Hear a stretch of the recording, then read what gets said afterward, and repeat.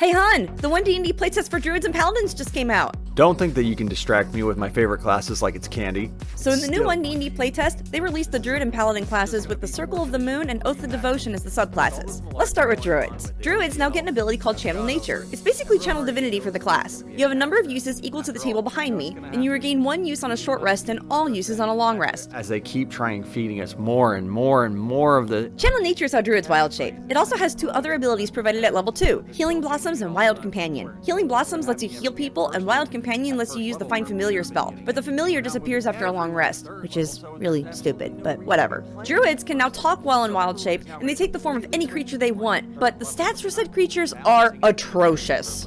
The AC is set to 10 plus your wisdom modifier for the land and water animals. That means you can max out at 15 AC, which is not great. For sky animals, the AC is 8 plus your wisdom modifier, which maxes out at AC of 13. Even the Moon Druid subclass doesn't change these scores, which means your AC is always going to be awful. You also continue to use your own HP and hit die, so wild shape doesn't act as a temporary HP buffer anymore. My understanding is that once you hit 0 HP in wild shape, you just die. You don't revert back to your original form and still have HP. Also, your stats are based on your current scores or equal to your wisdom scores. The big one is con always being based on your own score. Even with the Moon Druid subclass being tweaked, I wouldn't even bother wild shaping. The two new Channel Nature abilities are significantly better than these god-awful stat blocks. Other things of note, Druids don't get medium armor anymore. So all in all, this is a huge nerf. What would have been better is to let the AC scale with wisdom and either dex or con. You gotta add something more to it, or their HP needs to be buffed. I've seen people suggest 5 times your max HP as an option, but don't leave it as just your Druid HP. You don't have enough to be in melee. Even rogues have options to be able to counteract their 1d8 hit die. Paladins, on the other hand, got some surprising changes. Basically offering something up, and they're trying to gin up as much excitement as they can. The biggest changes were to smites and auras. Aura Protection is now at level 7 instead of level 6, and it doesn't work through full cover. It also extends to 30 feet at level 17 instead of level 18. Players cannot benefit from 2 auras of protection if there are multiple paladins in the same area, which trends. If there are 2 things that are same named, you really don't get the benefit from both at the same time, so this is more of a fix than anything. Divine Smites are now limited to 1 per turn and no longer gain the benefit of a crit, much like the changes to sneak attack.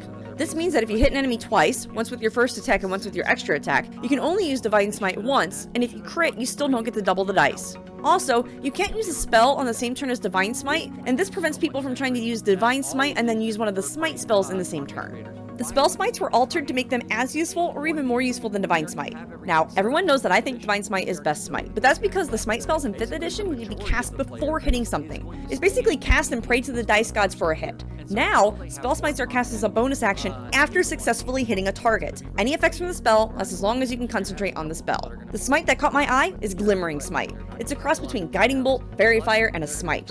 I imagine a paladin hitting an enemy with it and just a bunch of glitter spewing out of their sword, covering them and making them no longer invisible.